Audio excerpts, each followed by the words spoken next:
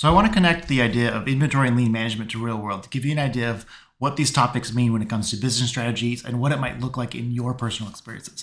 I'm going to try to connect a lot of the ideas back to your experiences and something you might be able to see. So hopefully this is useful. One of the things that's really interesting about inventory is how it changes the way a company can do business. Inventory is basically the lifeblood of a company. It's what keeps the company able to sell products, able to manufacture products. And as long as there's inventory, everyone's happy. When inventory runs out, it can be a problem because we have a disruption or we have something that happens and we can no longer run our company anymore. And sometimes that's okay. Sometimes there's this point where we want to have some inventory, and if we run out, it's okay.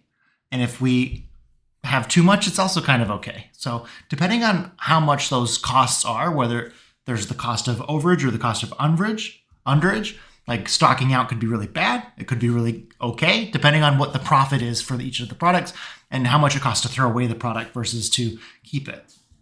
And so there's a couple of different models that look at that. One of them is just inventory cost models, looking at something like EOQ, economic order quantity. Another one might be the news vendor model, which is trying to calculate how many products do I want to have if I only have one day to sell those products. Like if I'm going to go to a baseball game and sell a bunch of hot dogs, how many hot dogs do I need for that whole day?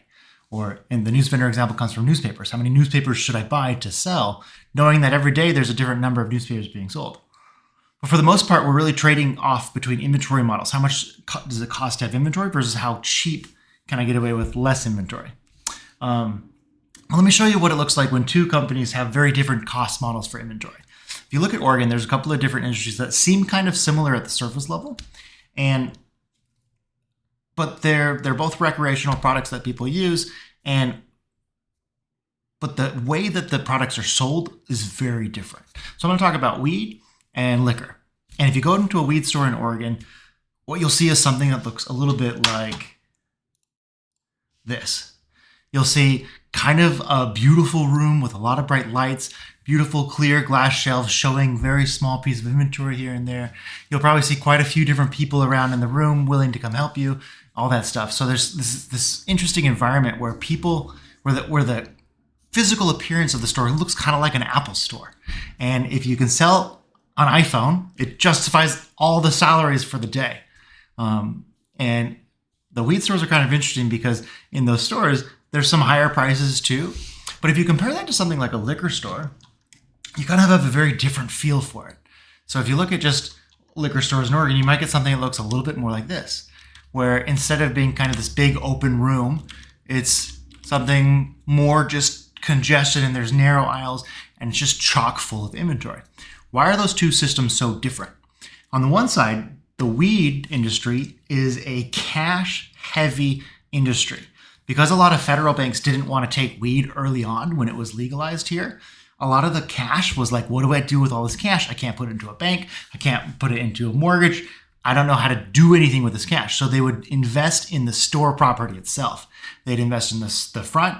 They'd invest in the counters. They'd invest in their employees and pay them more and hire more of them because that generated more revenue, which kind of kept the wheels of the business running. And that's how they approached their inventory system was, let's go ahead and spend all the cash that we can to be able to improve the system. The other interesting thing about inventory for that when it was legalized was right after it was legalized, there was a surplus of the plant marijuana and they didn't know how to deal with it. So what do you do with that surplus?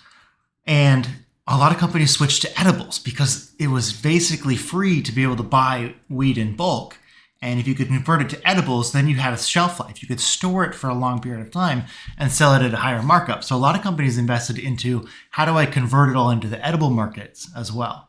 And so you can kind of see what that looks like in a weed store where you kind of have like these beautiful visual displays, bright lights, a lot of people, and you're selling all these like high value products in little cute little packages, right? Compare that to the liquor store. Why is that so different? Well, in Oregon, all of the liquor inside of a liquor store is owned by the state of Oregon. You don't pay for the liquor as the store owner because it's owned by the state of Oregon. When you sell it, they get a transaction fee. So a liquor store doesn't actually pay for the inventory that it has in the store because it's not their liquor. It's not their store until they sell it. All right. So it's a completely different inventory model, which is kind of interesting because in that environment, you're incentivized to have as much inventory as possible because you're not the one that's actually paying for the inventory carrying cost. You are in a little bit, like you're paying for the store property in the front, but most inventory carrying cost is based on the value of the product. It's about 20% of the product for the entire year. So if you have $1,000 of inventory, it costs you about $200 every year to have that much. But it's very different when those costs are someone else owns the product. And so what does it do to the business strategy? It makes it so that the entire business strategy is to have as much inventory as possible because it's free to increase the amount of inventory in the store. And how do we then compete? We're not competing on sales or marketing because those promotions are all ran by the state and they're all kind of fixed. So they compete by cutting costs in other ways. So they save on the store properties, they save on employees. They have a lot fewer employees and they're probably paid less. And they have a lot just crowded rooms to fit as much inventory as possible. Because the goal is if someone comes in and wants something in a liquor store, let's say they want a specific drink from a specific percentage from a specific brand, you should have it because it costs you nothing to have it. Compare that to something like this, at a weed store, someone comes in and if you don't have that specific brand or that specific thing, what do? You want to have people there to convince the customers to buy something else. Find this other funny sounding name of a drug and try that one, right?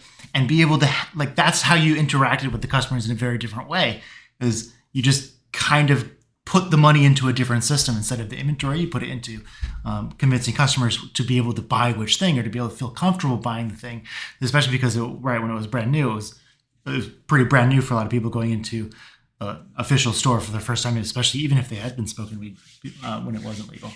So those two systems make it very different. And you can kind of see how inventory systems change the dynamics of a business because inventory has these huge underlying cost structures.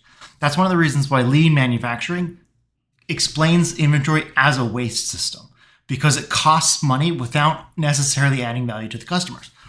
But what happens in that industry is it works really well when all of the demand is very flat and very stable for a long period of time.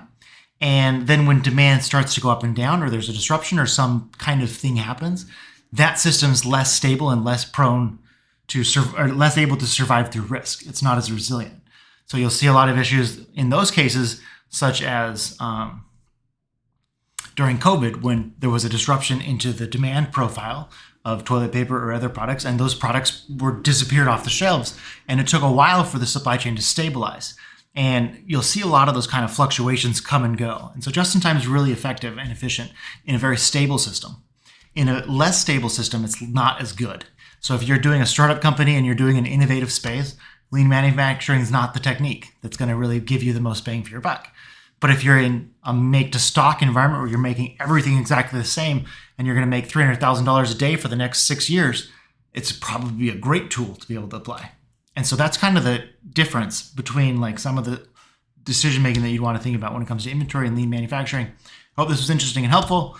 Trying to really just connect these ideas back to experiences that we might have to really help them give you a reason to understand why supply chain management issues impact businesses and how they might change the way we do things.